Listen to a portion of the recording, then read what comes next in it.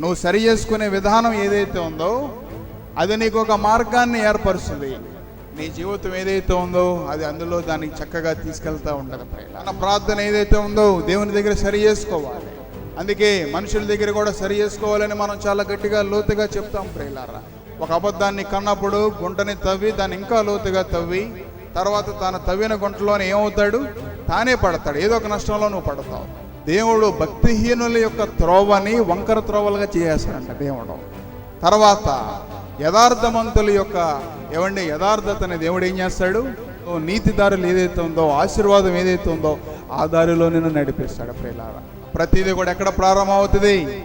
సరి చేసుకోవడం కూడా ప్రారంభం అవుతుంది. ప్రతిదీ కూడా ఎక్కడ ప్రారంభం అవుతుంది? మారు మనసు కూడా ప్రారంభం అవుతుంది. నువ్వు ఎప్పుడైతే నేను దోషినని ఒప్పుకున్నావో, నువ్వు ఎప్పుడైతే నేను పాపినని ఒప్పుకున్నావో, నీ ప్రార్థనలో నీ పాపాన్ని, నీ హృదయ స్థితిని, నీ కుటుంబ స్థితిని పెట్టి మనం ప్రార్థన చేయాలి ప్రియులారా.